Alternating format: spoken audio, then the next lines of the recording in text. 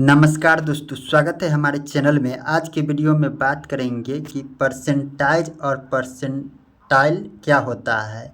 CS BC आयोग आप लोगों के बीच परसेंटाइल जो लागू करता है और नॉर्मलाइजेशन किस आधार पर आप लोगों को रिजल्ट जारी करता है, किस आधार पर आप लोगों को 6 शिफ्ट में एग्ज़ाम होता है, तो 6 शिफ्ट में बराबर अभ्यर्थी को फाइनल सिलेक्शन नहीं, इसको मानिए, यानी कि पीईटी के लिए चयन किया जाता है। इसके बारे में आप लोगों को 100% सही जानकारी मिल जाएगा। अगर आप लोग अभी तक हमारे चैनल को सब्सक्राइब नहीं किए हैं तो यूट्यूब पर सबसे पहले कोई भी जानकारी पाने के लिए आप लोग इस चैनल को सब्सक्राइब कर लीजिए, साथ में बेल आइकन को भी प्रेस कर लीजिएगा ताकि जब भी हम कोई न्यू वीडियो डालें तो आप लोगों के बीच सबसे पहले नोटिफिकेशन पहुंच जाएगा। ठीक है, तो देखिए, सबसे पहला नंबर परसेंटेज और परसेंटाइल में आसमान ज़मीन के फ़र्क है। ठीक ना, इसका मैं बारीकी से आप लोगों को समझा देते हैं। ठीक है, मान लीजिए आप बिहार पुलिस के एग्ज़ाम दिए, 100 नंबर की होता है, आप लोग के पता ही है। उसमें आप 80 क्वेश्चन सही कर दिए तो इसका मतलब है कि 80% आपका आ गया मार्क्स। ठीक है, प्रूफ के तौर पर मैं चले 10th के आप लोगों के नंबर से मिला लीजिए। आप लोग यहाँ देखिए, मान लीजिए आप लोगों के 300 मार्क्स आया। ठीक है, 300 मार्क्स आया, 500 मार्क्स जो है आपका जुड़ता है तो इसका परसेंटेज निकालिएगा तो 300 बटा 500 गुने 100 होता है। ये आप लोग के पता है। 100 से 500 5 मरते में कट जाएगा, यहाँ ऊपर 300 है तो यहाँ 60 मरते में कट जाएगा, यानी कि 60% आप लोगों के हो गया मार्क्स। परसेंटेज के मतलब ये हुआ।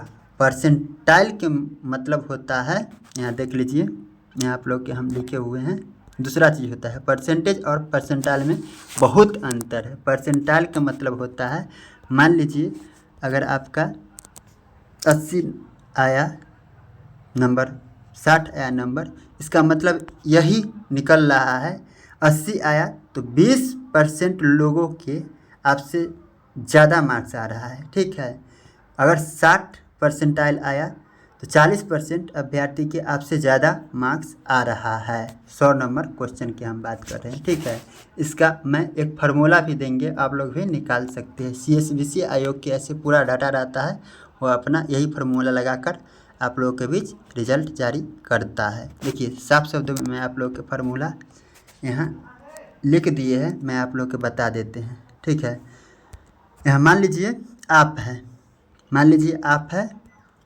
फार्मूला में आपसे ही समझ में आएगा। यहाँ देखिए फार्मूला आप और आपसे नीचे जितना भी अभ्यर्थी मार्क्स लाया वो और कुल कितना अभ्यर्थी एग्ज़ाम दिया है वो गुने 100। ठीक है, प्रूफ के तौर पर हम एग्जाम्पल के तौर पर आप लोगों के यहाँ बता रहे हैं। मान लीजिए आपका मार्क्स आया है 64। ठीक है, 64, तो आप तो एक हुए, एक आपसे नीचे 1 2 3 4 5 6 7, 2 2 4 2 6 2 8 2 10,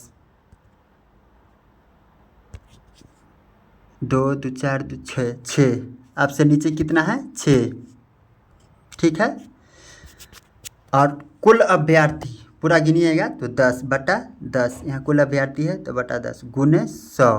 ठीक है, यहाँ 10 दाएँ के 100, 6 प्लस 1 प्लस 6 गुने 10 बराबर कितना होगा 70। आपका परसेंटाइल निकल गया 70। आप लोग की समझ में आया। आपका मार्क्स आया है 64 और परसेंटाइज हो गया है 70 परसेंटाइल। ठीक है, उसके बावजूद भी मैं आप लोगों को शिफ्ट वाइज एनालिसिस करके बता रहे हैं, आप लोग वीडियो में बने रहिएगा। यहाँ देख लीजिए, जैसे कि आप लोग के एग्ज़ाम हुआ है 16 जुलाई के, 20 जुलाई के, 23 जुलाई के, 27 जुलाई के, 30 जुलाई के, 3 अगस्त के। ठीक है, और इसमें जो भी 10 अभ्यर्थी हम ले लिए हैं, 10 अभ्यर्थी के प्राप्तांक इतना आ रहा है। किसी को 72 आ रहा है, 70 आ रहा है, 64 आ रहा है, 61 आ रहा है, 55 आ रहा है, 50 आ रहा है, 46 आ रहा है, 42 आ रहा है, 36 आ रहा है, 32 आ रहा है। ठीक है, फिर 20 के उसी प्रकार 62 आ रहा है, 60 आ रहा है, 56 आ रहा है, 54 आ रहा है, 60 50 आ रहा है, 44 आ रहा है। देख लीजिए आप लोग, अलग अलग शिफ्ट में अलग अलग मार्क्स अभ्यर्थी के आ रहा है, ठीक है। और आप लोग इतना ध्यान दीजिएगा कि सबसे कम मार्क्स यहाँ देख लीजिए आप लोग, आज हो रहा है यहाँ 3 अगस्त वाला अभ्यर्थी के सबसे कम मार्क्स आ रहा है। देखिए 54 है, 52 है, 50 है, 50 है, 44 है। इसका मतलब यही निकल रहा है कि 3 अगस्त के पेपर जो है थोड़ा भास्ट है।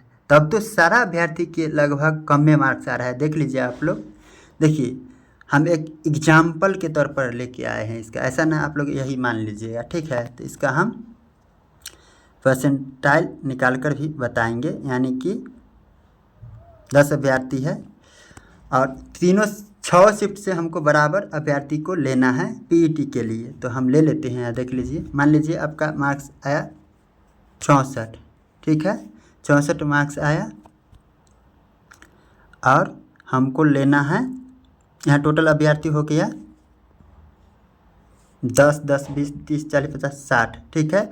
60 अभ्यर्थी में हमको पीईटी के लिए 3 गुना ही अभ्यर्थी को लेना है, 3 गुना। तो हम कैसे लेंगे, 64 यहाँ देखिए आपका मार्क्स है, मान लीजिए सपोज डेट 64 आपका मार्क्स है। तो 64 यहाँ कट ऑफ बन गया, ठीक है। 64 16 जुलाई के कट ऑफ बन गया। तो 16 जुलाई में 64 कट ऑफ गया, 20 जुलाई के 56 कट ऑफ गया। या कैसे हुआ इसके बारे में भी मैं आप लोग के यहाँ बता देते हैं।